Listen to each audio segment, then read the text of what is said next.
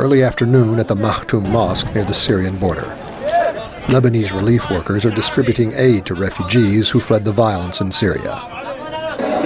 60-year-old Ali Mohammed al-Kurdi arrived 2 months ago with just the clothes on his back. Syrian militiamen raided his home. They killed and mutilated 5 young men in his family. I'm going to stay here until the regime falls, and if the regime doesn't fall, then I'm going to commit suicide here. Human rights groups say an estimated 1,700 people have died in the uprising and nearly 3,000 have disappeared. The Syrian government says it is pursuing armed terrorists. Dissidents say the only ones with arms are government troops and their militias. Abdullah Tassi works with the donor group Bakai Youth for Development and Free Education. He says there are about 5,000 Syrian refugees in this area. When they first came, he says, they thought they would stay for just a few days.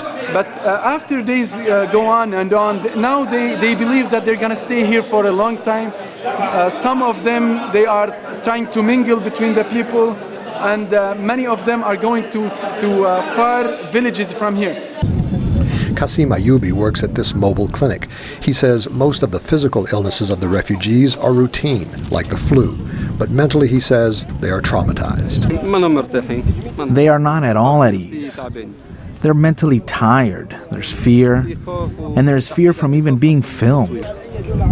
33-year-old Hamza gives only her first name. She fled her home in Homs 1 month ago because her 7 children were terrified. Yet she remains defiant. With God's will, I will return, because we have a will. We want our freedom. We want to live the same as others do. We are persecuted. We want to lift the oppression from ourselves. If we sacrifice, if a lot of us die, it isn't a problem.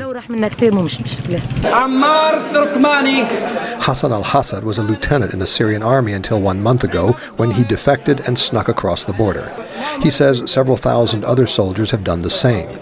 They're organizing a new resistance force, he says, but not to attack President Bashar al-Assad's government.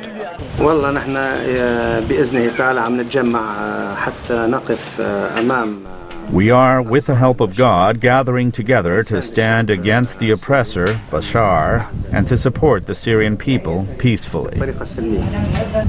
As the uprising continues and the repression intensifies, Syrians are calling for more international support, sanctions, and diplomatic pressure. But they say they do not want foreign military intervention because theirs is to be a nonviolent revolution.